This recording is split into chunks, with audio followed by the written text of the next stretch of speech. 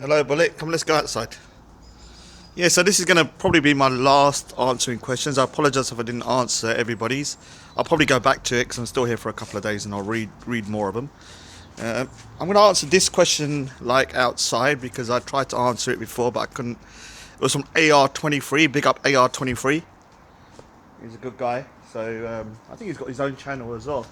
So he's a regular at Speaker's Corner. He asked probably the most kind of profound question, which kind of stumped me because I was like, oh, that's a really difficult thing, which was that what three things would you change about the world if you had power, the ultimate power? I'm going to go by, what I'm going to say is I'm going to restrict myself to what I can really achieve. So none of this kind of like, oh, if you had a magic wand, what can you do and like make world peace and all that kind of stuff. So for me, what I think if I had ultimate power and I could make changes, first thing what I would do would be to curtail all of the meat industries, the dairy industries, all of the kind of like manufacturing of leather, everything to do with animal cruelty, even up to the point of testing on animals. I mean, this is really. I mean, I'll talk about the testing on animals at a different time because that is probably one of the most complicated matters for me. But I would stop everything, and I think we're at the stage in humanity at the moment that we could find alternatives if we really, really tried. So even now they're making meat that tastes like meat, exactly looks like meat, that people can eat. But I think people are so cruel and evil. I know everyone's gonna say, "Oh, you hate everybody," and I do in a way. But one of the reasons is I think people enjoy the fact that the meat is from a dead animal and that maybe it suffered. Uh, I think they enjoy it that it was something that was living, so they don't want to eat something that's kind of like made in a lab. Poor little Gucci. Gucci, you haven't been on. What's that in your mouth? So yeah, pass it here. I'll chuck it to you. Give it here. Oh, he doesn't want to give it. And so I don't think they would accept it because I think a lot of people are psychopaths or sociopaths and they enjoy the fact that they're suffering. Actually, people that work in abattoirs, in my opinion, are psychopaths. And if they weren't chopping up animals, they'd probably be in concentration camps like SS guards. They just, I can't believe that people can do that particular job day in, day out and not have any kind of humanity. So that's the one thing I would definitely do. The second thing would be to, what was I going to say? I can't remember what the second thing is now. Yeah, I would try to introduce secular rule and democracy throughout all the countries. I think it's not the best system in the world. It's nothing's perfect, but it's the best system we've got. We know that communism and fascism and theocracies don't actually work per se. They always cause problems long term. The only system that works, I think Winston Churchill said that democracy is not perfect, but it's the best we've got. And I agree with that. I think it's not perfect. It has a lot of problems itself. And secularism, obviously, I don't believe in having a particular religion ruling a country. Even if it was a Sikh nation, I still think secularism should be in there because you will have people in that particular country that would not be Sikh. So you'd have to have like a two-tier kind of political system where you have one for the Sikhs and one for the thingies. So although I think the Sikh values would easily be incorporated into secularism anyway, it's not that different from Christianity and all that. So that's something that could be practically done, and so that will kind of take away Sharia and any kind of laws that I think are kind of backwards and barbaric. What was the last one? So the last one was I have to think actually. Um, yeah, the last one was. I mean, I'm going to say what. I'll go back to the last one because I'm still thinking about what it is. I need to just quickly go inside. But an ideal world for me, because he also asked what would your ideal world be. For me, it would be like I'd be on an island that's just for me. I have all my amenities around me, and hold on. Yeah, and I'd have all the amenities around me that just for me, and the rest of the world. hopefully with all the things that I've implemented, would be happy and not and peaceful. And so, but I would be secluded by myself. That would be ideal. But people can come on. I'll let AR23 on one time. So AR23, man, you can come and visit me. You can even stay if you want to. You know, people like Hassan as well, Steve, all those guys. All of you pop down. But I have to chuck you off after a particular time because I need my space by myself. Yeah. And the last one, what I'd say about kind of like changing. You know, what I would change about the world would be something to do with Sikhism. Actually, something that I've always loved is that every single temple has free food, and anybody can eat that food. It's called langar, and it's something that's amazing. It's people say, "Oh, it can't work." It does work. If you go to any temple, if it's open, there'll be food being served, or someone will serve food. And as long as you don't go in there intoxicated and stuff, they will serve you food.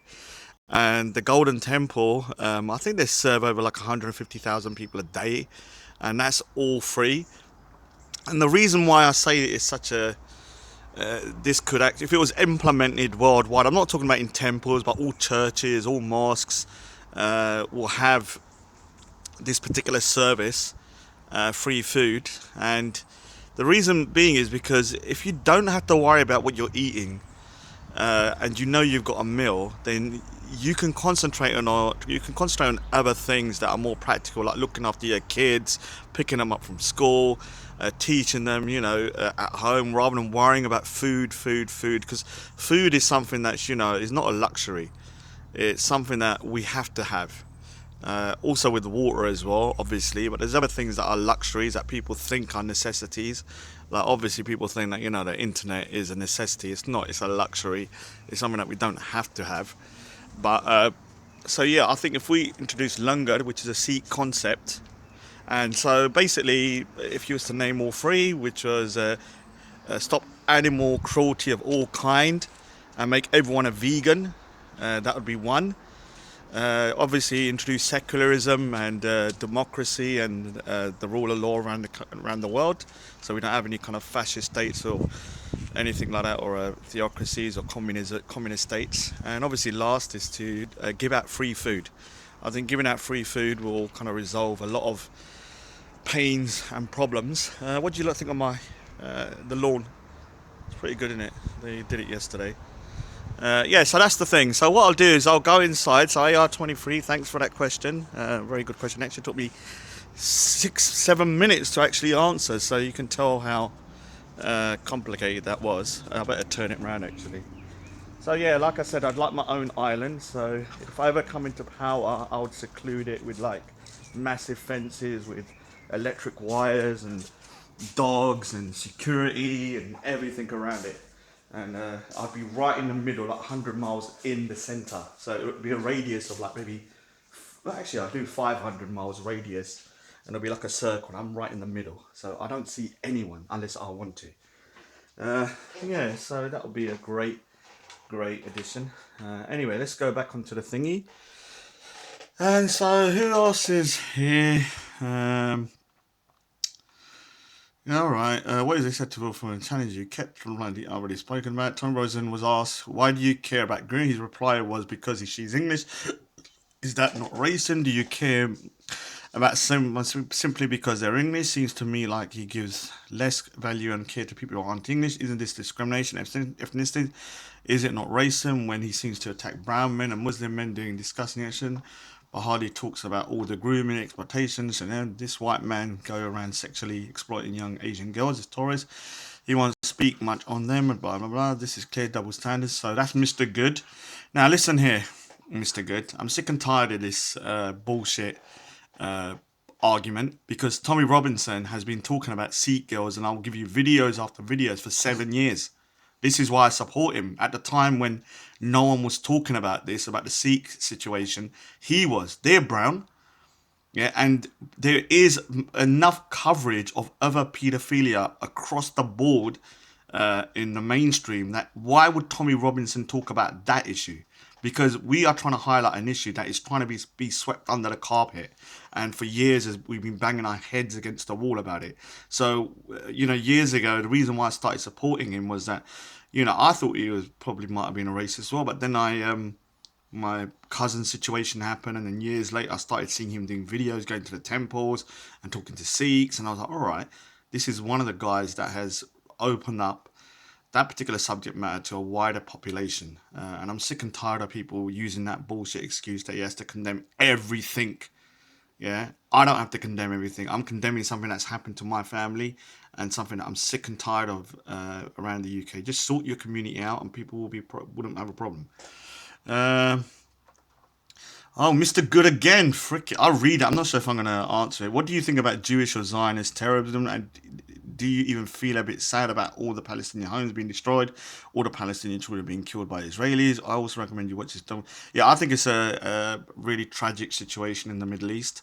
I think the Palestinians are being oppressed, and I don't agree with the Zionist Israeli state. That doesn't mean I don't support Israel.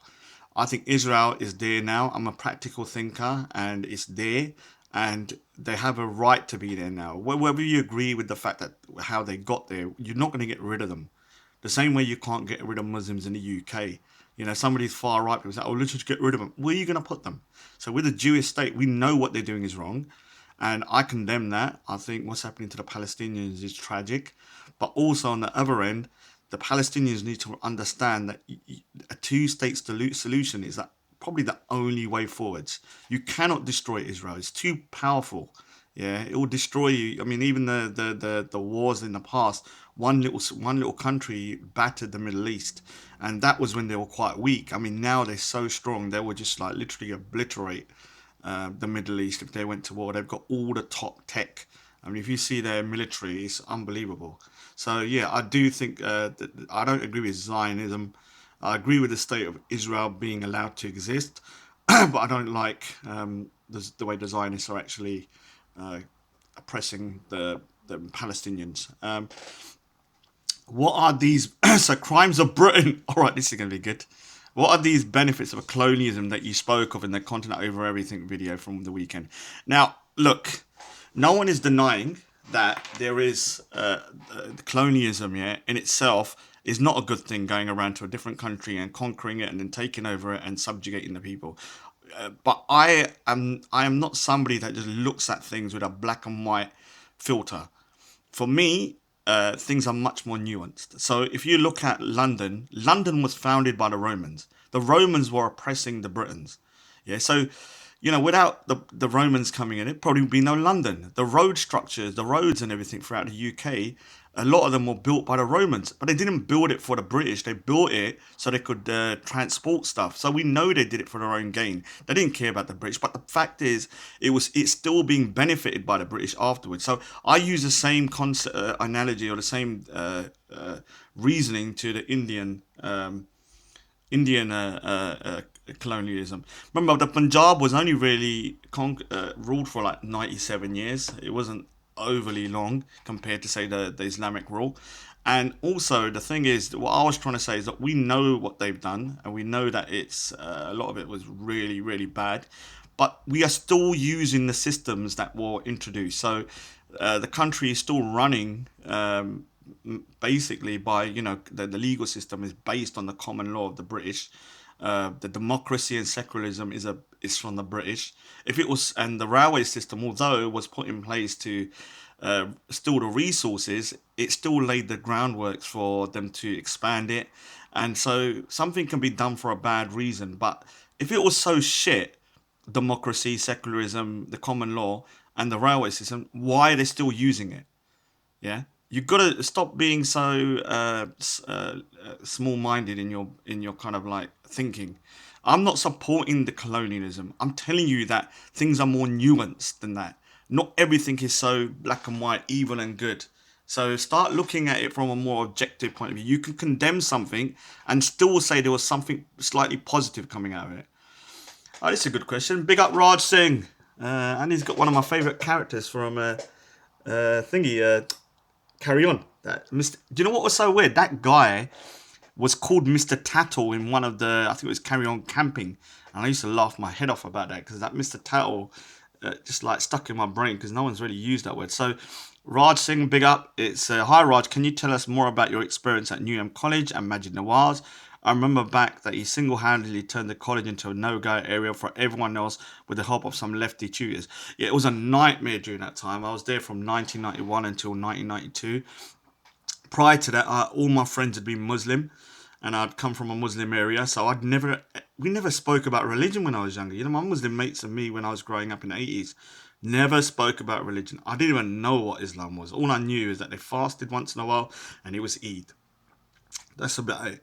I went to a different area where there was more of a mix, and I bumped into Hizbut Tahrir, and Majid Nawaz was part of them. And for 2 years it was just a complete nightmare.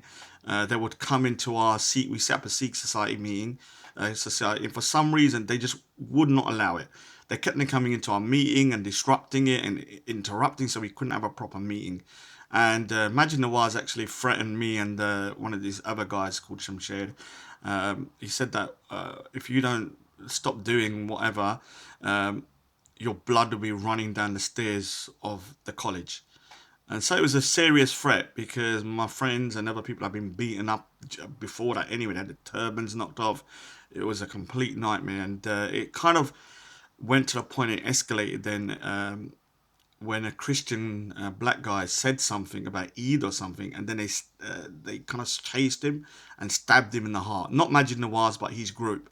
It was a tall Somalian guy. I still remember what he looks like, and they stabbed him and killed him. That's when the police took it deadly serious. Before that, people were getting beaten up left, right, and centre at that college. A lot of people I knew, I nearly did, but I was lucky. I kind of uh, missed it somehow, but I was always kind of like in the middle of it, and that's when I kind of met Sheila Punjab and people like that. Uh, all right, will I admit that Winston? All right, so Mr. Good, will I miss? I'm not going to read the whole lot. Will you admit that Winston Churchill is a racist nationalist after watching this video? Winston Churchill, yeah, was most likely a racist and a nationalist. I think he was a man of his time, but it still doesn't take away from the fact that he saved the West and probably saved the world in the sense that he stood up to the tyranny of the Nazi regime. You can argue how tyrannical he was, and I'm not going to dispute that. But out of the two systems, the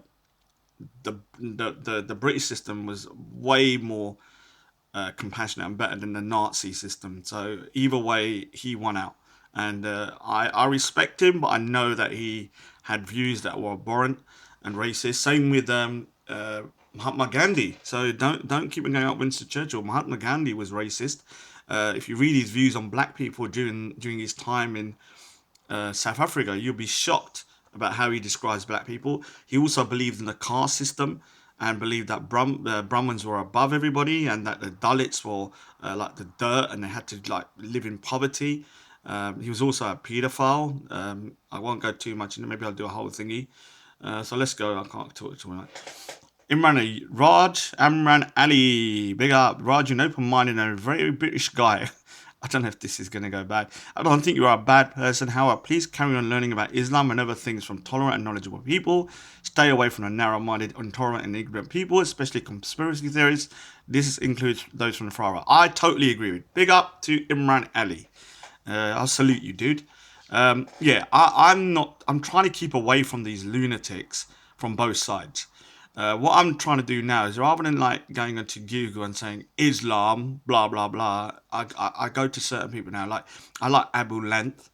Is it Sheikh Mufti Abu Length? I really like him.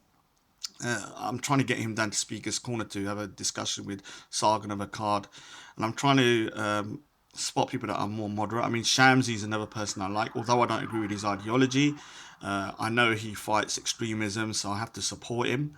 So people like that, yeah, I'm trying to keep away from these lunatics because there's so many great Muslims at Speaker's Corner, and I feel kind of sad for them that they got people like Ali Darwan, these lunatics, representing them. I mean, Ali Darwan's kind of not he's not an extremist, but he is silly. That's the problem with him. He's gonna, but there are some other extremists that are just absolutely crazy. Going to a mosque as well with Shamsi and them, like, which would be great. So I can understand what I think people need to start talking and going to each other's place of worship. I think understanding each other and realizing that there's nothing in the mosque, unless I actually go in there and I look in the door and there's like some giant bomb. I'm only joking.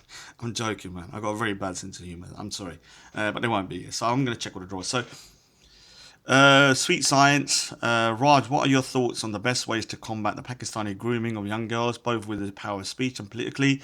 I've done a drawing on this. It's pretty controversial. The Sikh Youth UK used it, and it is quite controversial. I will be putting it up. I think art is a good way. Also, to continuously talk about it and to shame them into sorting out their own problems, because the problem was that the police were not listening, and because they realized, all right, the police ain't going to do nothing because they're scared of being called racist, so they started to just expand, and the police are to blame for this as well, and the councils, because they perpetuated a problem that could have been solved in the 80s when the Sikhs were saying, look, there's a problem, and then it just escalated all the way up to, the wider community. So I think by shaming and constantly talking about it until the situation is dissipates and the criminality and the crimes and perpetrators starts being reduced, because at the moment there's still like so many cases ongoing, and so we need to get the new generation to understand this is not acceptable. Your father or your brother or somebody was doing this, but it's not acceptable. You've got to stop this. Yeah, otherwise things will just escalate out of control. All right, so Palestine United. You got to pity a man who has no life records on his camera for absolutely nothing, has no friends, and talks utter shit. Don't worry, Mr. Uncle Tom, you'll be dead soon enough. You're halfway there. I actually agree with that, man. I'm so glad half the life's gone, because now I can just kind of relax a bit. I think when you hit your mid kind of thing is, you're like, oh, all right, we're nearly dead now. Let's just chill out for a bit. Because when you're younger, you're kind of like, oh, I've got to do this, I've got to do this. Now I'm just like on cruise mode. I'm just waiting for the day where I kind of pass away. Hopefully it won't be too violent. I think I'd like to pass away kind of maybe going on a space rocket to Mars and just dying on Mars. That would be amazing. And if someone finds my skeleton in around, 1,000 years, and like, to be like, wow, who was this individual? And it might even start worshipping the skeleton as well as a god. So, yeah, I'd like to do that. So that's pretty much it. I think I've got one more on here.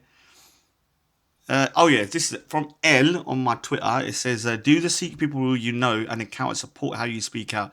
This is a strange thing. I don't really hang around with Sikhs or anybody in general, but I exhibit. So I had to exhibit at Parliament for a Sikh survey organisation. I had to do some Sikh what we call Nagar Kirtans, or what they call kind of parades. So I was there, and I had to also go to the Indian consulate in Birmingham because they used my artwork. And loads of other places where I have to meet Sikhs. So Royal Bank of Scotland invited me, and I've done an exhibition there for a Sikh event. And the reception has been this: either people don't say nothing, or they give me positive support.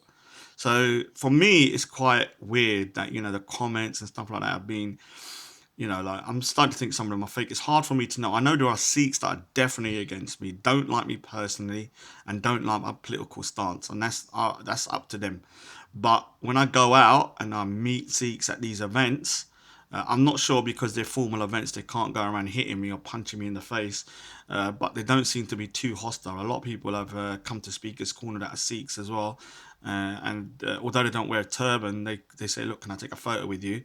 And we quickly take a photo, and they do it discreetly, obviously. So either they're taking a photo because they want to kind of like chuck darts at me, put it on the wall and chuck darts at me on my face, my beady eyes, or maybe they just like me. I don't know. So we have to decide.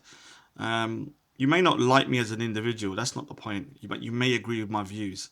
I just need to refine how I say things and make it much more palatable for a wider audience, because I say things in a very loaded,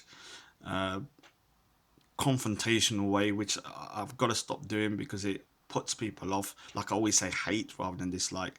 Anyway, that's the last video. Take care. I'll start doing last video on comments for now, but I will do more videos. Anyway, take care. Bye.